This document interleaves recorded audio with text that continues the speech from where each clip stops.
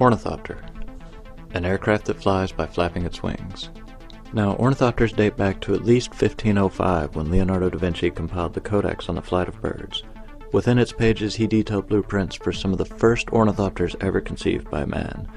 He did build and attempt to fly a number of his aircraft near Florence without much success. However, in 2005, one of his gliders was successfully built and flown for a PBS television series called Leonardo's Dream Machines.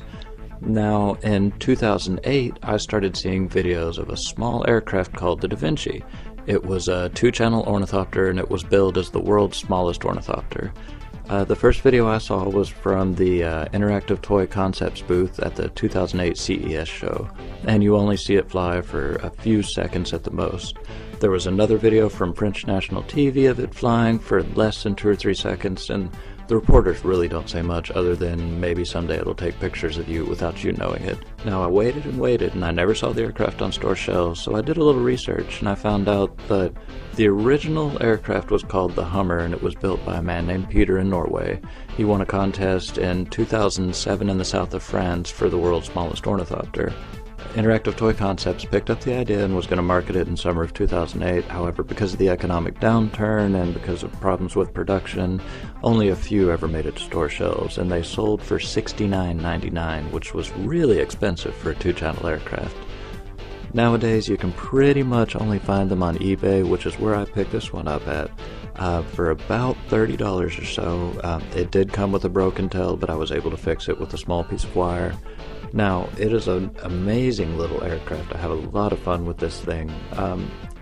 Unfortunately, during the first flight, I flew it without its nose guard as suggested on some RC forums. They said it was extra weight, but I think it actually does guard the nose rather well because unfortunately I broke the push rod that connects the wings to the main gear.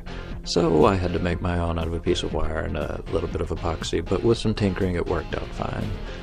Now, the aircraft's mechanics are amazing and elegant. It has one motor that spins the main gear that's connected to both wings that flaps them up and down at about 40 times a second.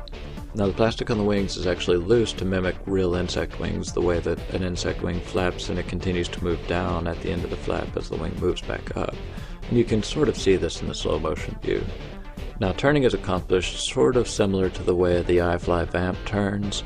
However, instead of the motor being connected to a small gear, there's actually a piece of string that loops around the motor once and connects to a teeter-totter device which raises and lowers the trailing edge of the wings. Now, the steering is actually proportional steering. It's not just bang-bang steering, and it is really, really responsive, and it's very fast. Unfortunately, it does have a problem with getting stuck at full right or full left. Now, when it comes to the aircraft, it actually flies for about 5 minutes and charges for about 20. And it is an amazing aircraft. It's a lot of fun to fly, but it's not easy to fly. It's really more about keeping it in the air than it is about getting it to go where you want. You get a good 5 minutes worth of flight if you can keep it in the air for 5 minutes, but altogether it's a great experience, but it's easy to understand why it never made it to store shelves. It is a fun aircraft. It's a lot of fun to tinker with, I have to say. I've really enjoyed playing with it. I've enjoyed flying it. I've enjoyed fixing it. It's really a lot of fun. It would be nice if it was a little more controllable, and of course it would be great if it had actual RC instead of infrared. But altogether, for the $30 I paid on eBay for it, I think it's a lot of fun. Now, if you ever have the chance to pick one up, I say get it. If you can get it for about $30, because it's really a lot of fun. It's fun to tinker with. It's fun to fix. If you have the space to fly in, and you have the time to work on it, it can be a fun little aircraft. It would be nice if it was a little more controllable, and it would be nice if it was radio controlled instead of infrared controlled. But all in all, I think it is a wonderful little aircraft that Da Vinci would have loved to have flown around his shop.